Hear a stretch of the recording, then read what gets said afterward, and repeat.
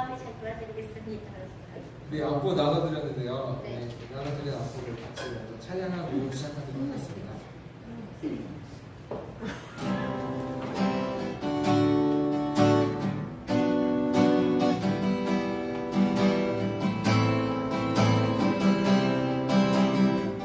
어두운 밤에도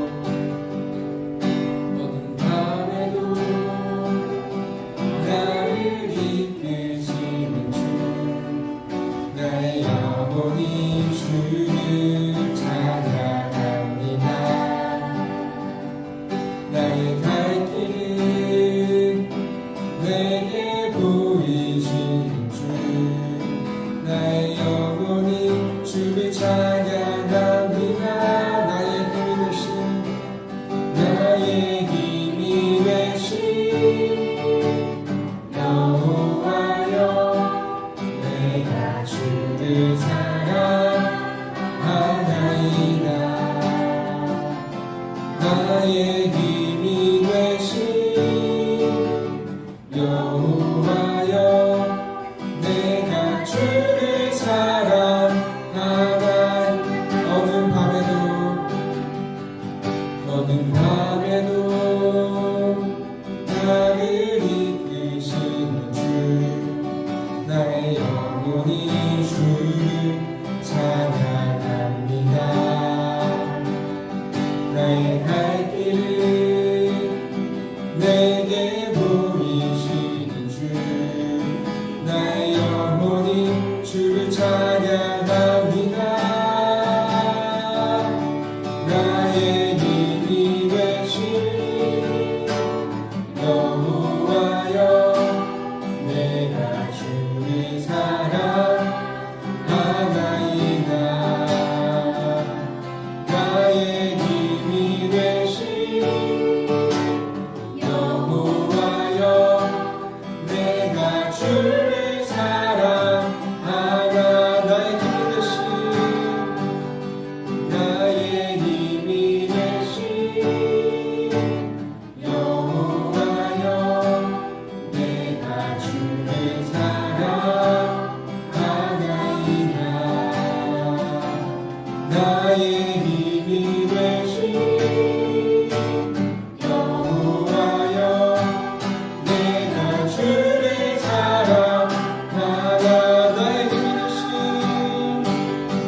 나의 힘이 되신 여호와여 내가 주를 사랑하나이다. 나의 힘이 되신 여호와여 내가 주를 사랑하나이다. 내가 주를 사랑하나이다.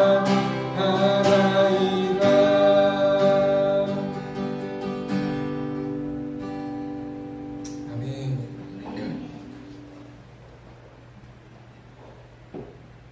파이니어 찬양을 하다 보면 느끼는 건데 어린이 찬양이 참 뭔가 가사가 직접적으로 다가오는 게 많이 있는 것 같아요. 그래서 어른 찬양도 좋지만 어린이 찬양을 통해서 또 은혜를 많이 받게 되더라고요. 그래서 오늘 두 번째 교사교육 그리스도 안의 새로운 삶은 이과 죄 용서의 확신입니다. 우리 같이 한번 펴볼까요? 죄 용서의 확신 16페이지입니다.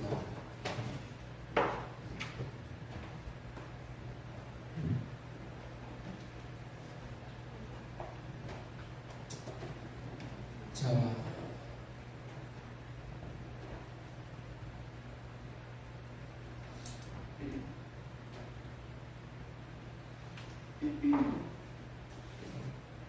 기도하고 시작할게요. 뭔가 안 하니까 기도하겠습니다. 사랑이 많으신 하나님 아버지, 오늘도 함께 하심에 감사합니다. 주님, 오늘도 베풀어 주신 은혜에 너무나 감사드리며 또한 오늘도 지금 이 시간 교사교육으로 함께 하기 원합니다. 우리가 이 교사교육의 시간을 통하여 내가 그리스도 안에서 누구인지를 점점 깨달아가고 우리에게 부어주셨던 하나님의 사랑이 얼마나 놀라운 것인지를 더욱더 나가는 귀한 시간 될 수 있도록 주님 함께하여 주시옵소서. 감사드리며 예수님의 이름으로 기도드립니다. 아멘. 오늘 두 번째 죄 용서의 확신입니다. 오늘은 이제 어떻게 시작을 해볼까 생각을 해보다가 일단 제목이 죄잖아요. 죄라는 것에 대해서 한번 먼저 생각을 해봤습니다. 그래서 죄라는 것을 생각을 해봤을 때 유독 우리 기독교인들이 죄에 대해서 좀 많이 민감한 것 같아요. 세상 사람들보다.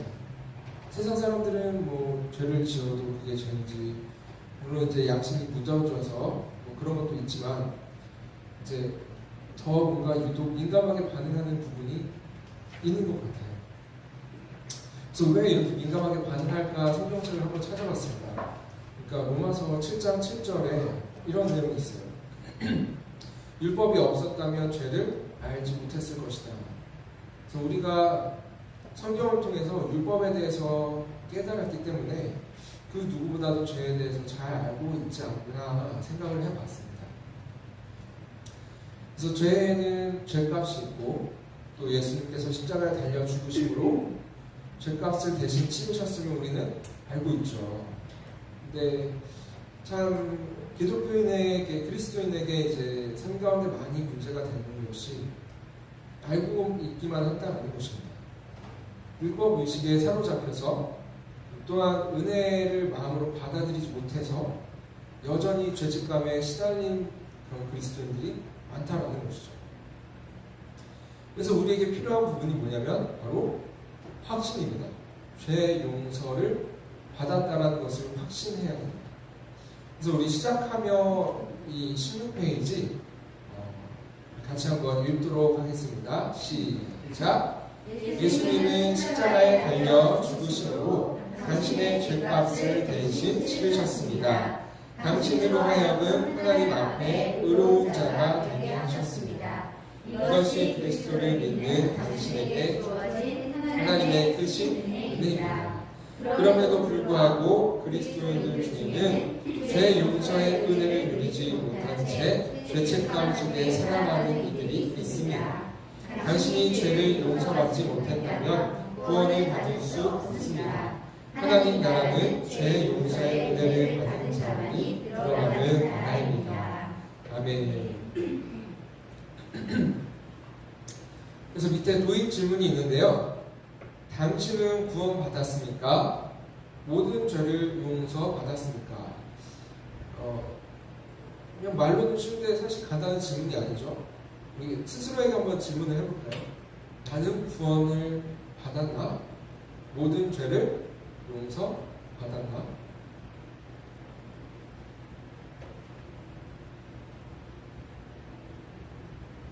어떠신가요? 마음속에 답이 떠오르시나요? 뭔가 확실하게 이제 답이 뭔가 명확하게 떠오르는 분도 있을 수 있고 뭔가 좀 안개 속에 잡히지 않는 것 같은 그런 느낌이 들 수도 있습니다. 그래서 우리 확신, 죄 용서의 확신이 무엇인가? 그래서 그 시작을 이제 쭉 이래 우리가 살펴보기 원하는데 예수님은 왜 우리의 죄를 대속해 주셨을까요? 이 질문으로 먼저 시작을 해볼까 합니다. 예수님은 왜 우리의 죄를 대속해 주셨을까요?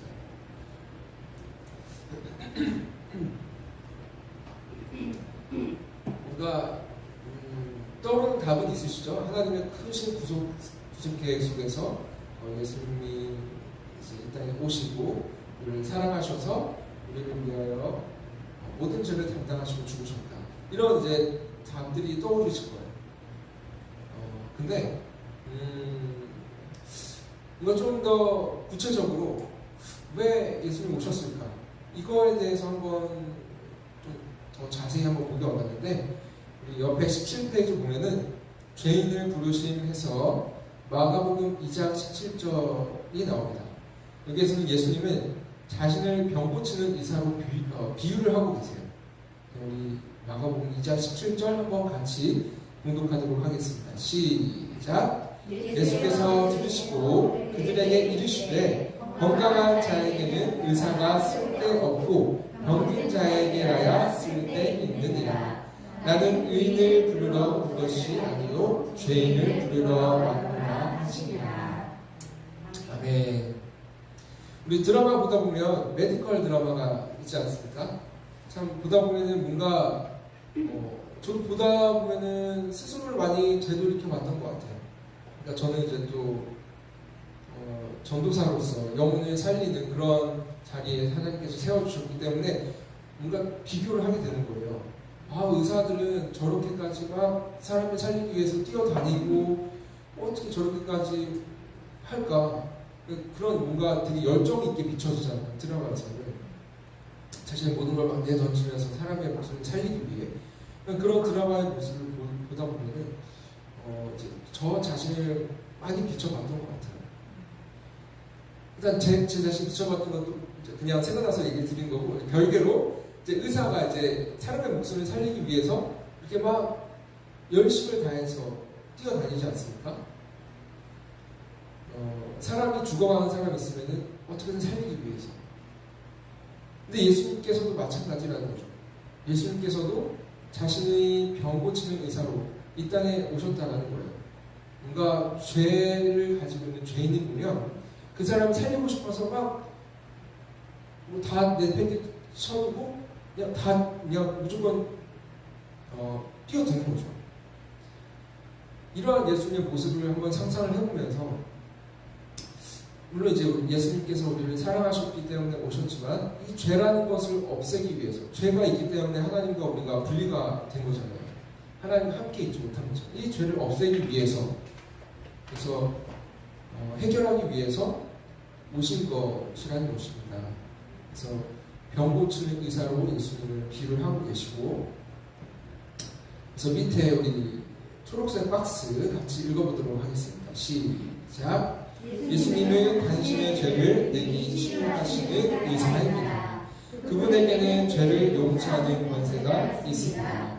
당신은 자신이 죄인인 것을 알고 있습니까? 당신의 모든 죄를 고침받기 원하십니까? 그렇다면 당신은 예수님께 나아올 자격이 있습니다. 예수님은 죄인들을 부르러 세상에 오셨기 때문입니다.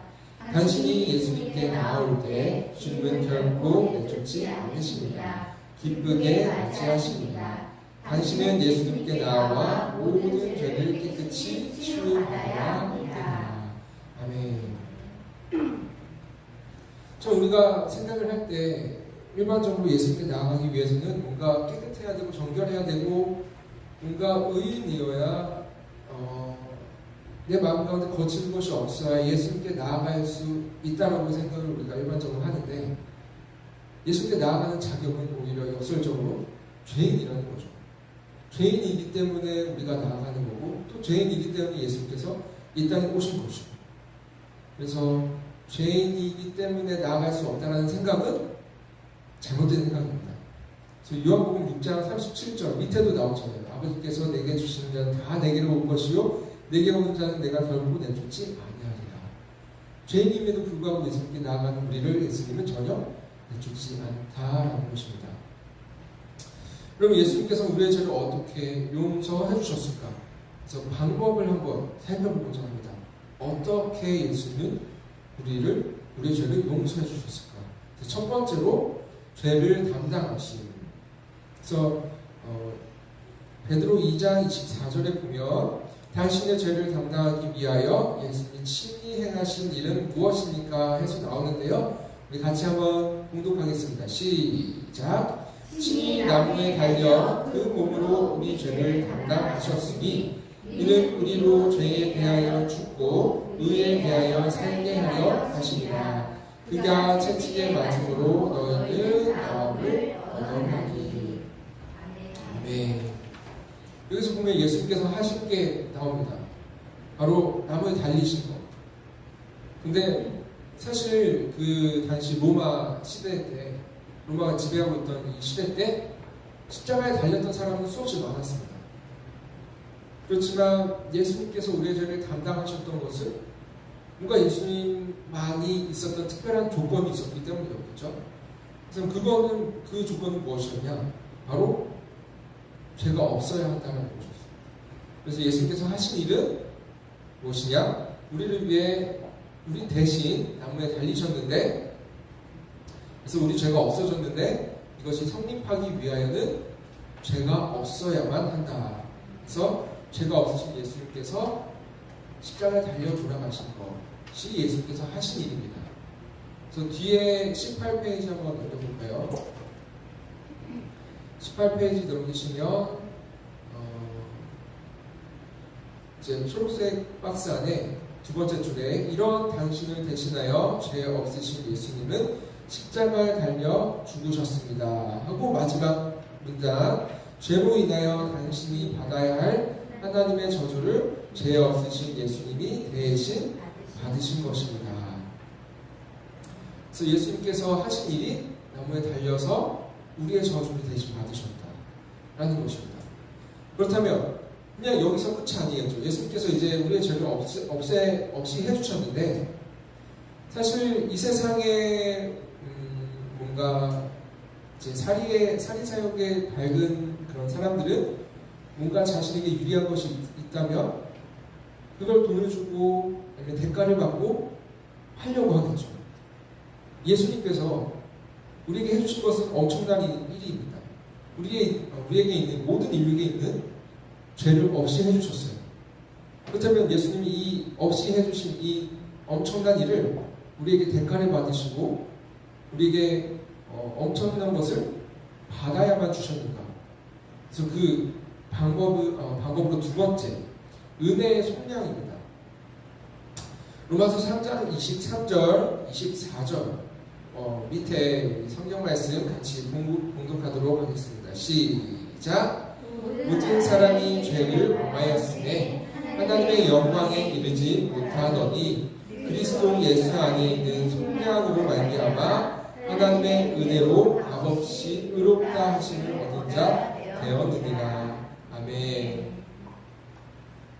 앞에서 살펴봤던 그 예수님께서 우리에게 해주신 엄청난 일, 십자가에 달려서 우리의 모든 죄를 사해주신 일, 이 엄청난 일을 어떠한 대가도 없이 어떠한 값도 받지 않으시고 거저 주셨다는 거예요. 그게 바로 은혜의 속량이라는 것입니다. 하나님의 은혜로 값없이 주셨다.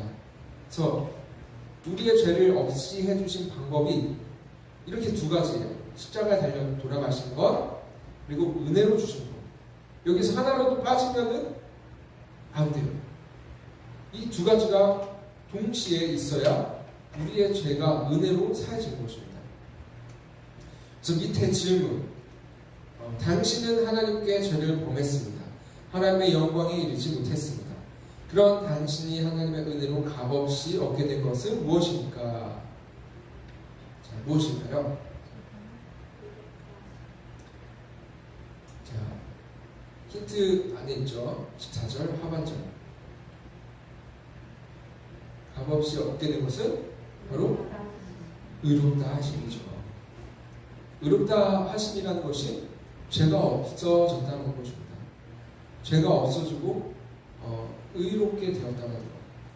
그리고 다음 질문, 당신이 이런 하나님의 은혜를 얻게 된 것은 무엇으로 말미암은 것입니까? 그리고 그 의미는 무엇입니까? 무엇일까요? 하나님의 은혜를 얻게 된 것은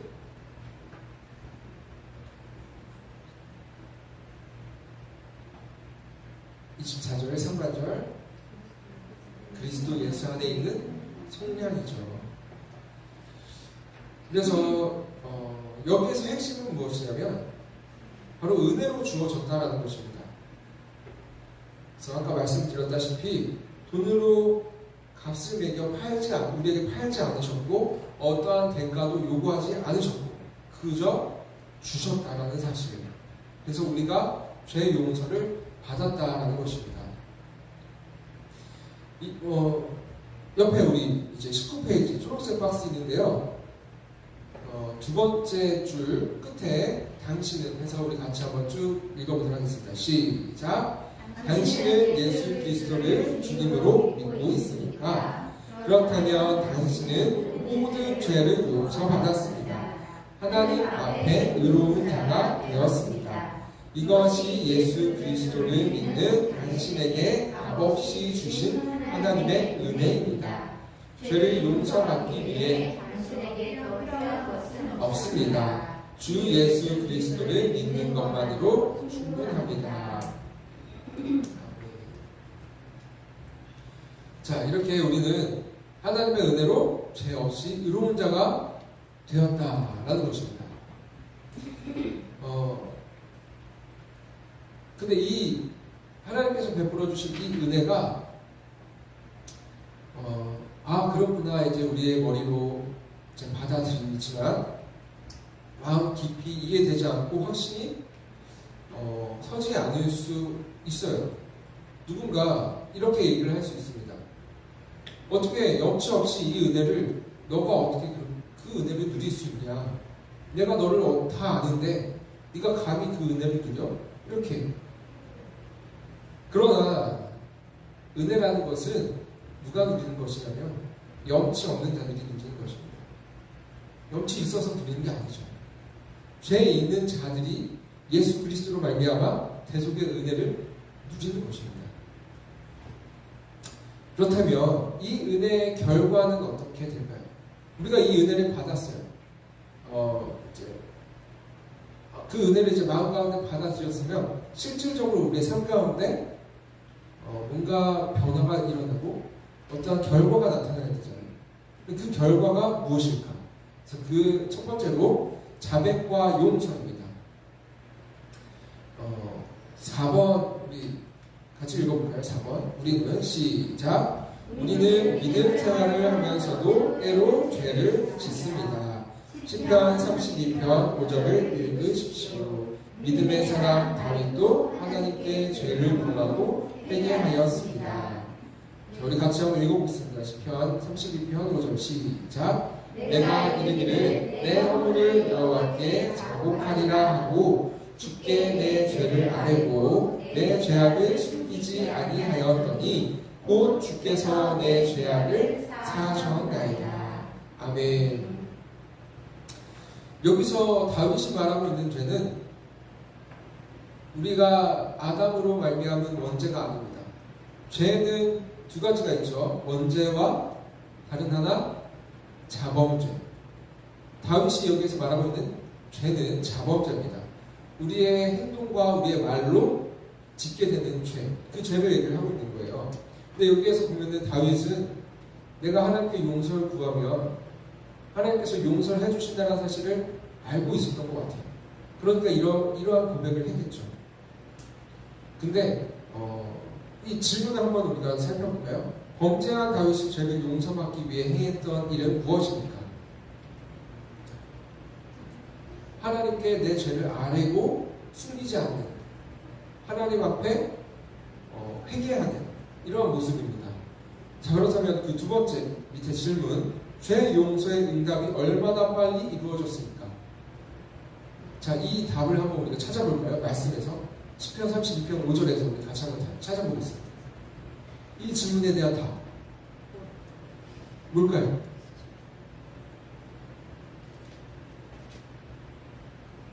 내가 이르기를 내 허물을 여호와께 자복하리라 하고 주께 내 죄를 아뢰고 내 죄악을 숨기지 아니하였더니 곧 주께서 내 죄악을 사하셨나이다. 그렇다면 정답은 곧이라는 거죠. 우리가 죄를 지었다 할지라도 뭔가 죄 용서를 받는 것에는 시간이 걸리지 않을까? 뭔가 이런 생각을 할 수 있겠지만 사실은 그렇지 않다는 거예요. 우리가 죄 용서를 하나님께 죄를 용서를 구하고 우리의 죄를 아뢰었을 때 그 용서를 받는 시간은 곧이라는 것입니다. 곧바로 하나님께서는 용서를 해주셔요. 왜냐하면 우리의 모든 죄, 예수님께서 우리의 대속하신 죄는 원죄와 자범죄를 포함합니다. 그래서 우리가 자범죄를 저질렀다 할지라도 하나님께 죄의 용서를 구하면 이미 예수님께서 행하신 대속의 커다란 역사가 있기 때문에 바로 용서가 된다는 거예요. 그렇지만 우리는 스스로 어떻게 생각을 하죠? 내가 죄의 용서를 받기 위해서는 뭔가 좀 시간이 걸릴 것 같고 뭔가 내가 좀 염치가 없어서 하나님께 바로 못 나갈 것 같고, 뭔가 내가 좀 금식을 해야 될 것 같고, 아니면 좀 한두 시간 좀 기도를 해야 될 것 같고, 이런 생각을 한다는 거예요. 그렇지만 하나님의 시선, 하나님의 마음은, 그리고 사실은 그렇지 않다는 것입니다. 우리의 모든 죄는 곧바로 용서받을 수 있습니다. 우리의 모든 죄를 하나님께 고백하고 자복하고 아뢰었을 때. 그래서 밑에 초록색 박스 있는데요. 우리 같이 한번 읽어보도록 하겠습니다. 시작. 예수 그리스도를 믿었다고 죄에서 완전히 떠나게 되는 것은 아닙니다.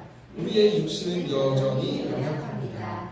우리는 시험에 빠져 죄짓고 넘어지기 쉽습니다. 그럴 때마다 하나님께 나아와 죄를 고백하십시오. 당신이 죄를 고백할 때 하나님은 즉시 용서하십니다. 모든 불의에서 당신을 깨끗하게 하십니다. 당신은 늘 자신을 돌아보며 하나님께 죄를 자복하는 가운데 죄 용서의 은혜를 받아야 합니다. 아멘. 참 뭔가 이거를 읽으니까 마음 가운데 미안이 오시지 않으십니까? 내가 죄를 지었다 할지라도 하나님께 나아가는 것은 아무 거리낌이 없구나.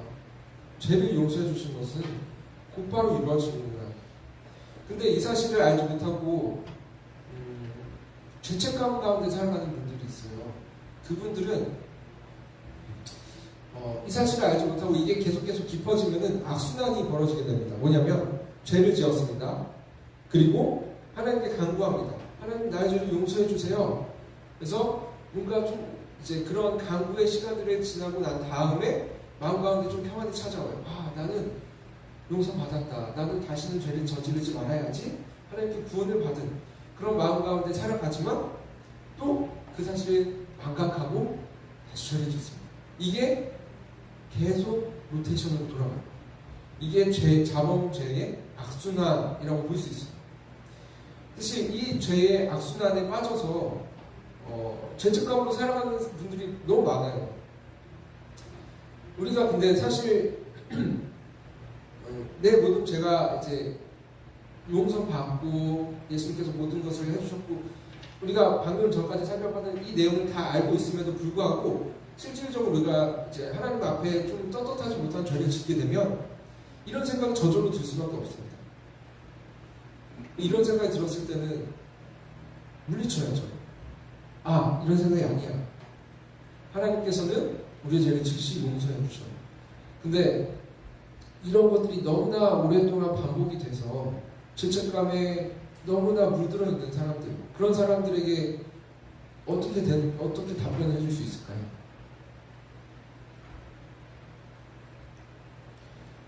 저도 이거에 대해서 고민을 많이 하고 힘들어하기도 하고, 그리고 제가 찾은 답이 있습니다. 그것은 무엇이냐면 이 죄의 악순환의 고리를 끊어낼 수 있는 답이 있어요.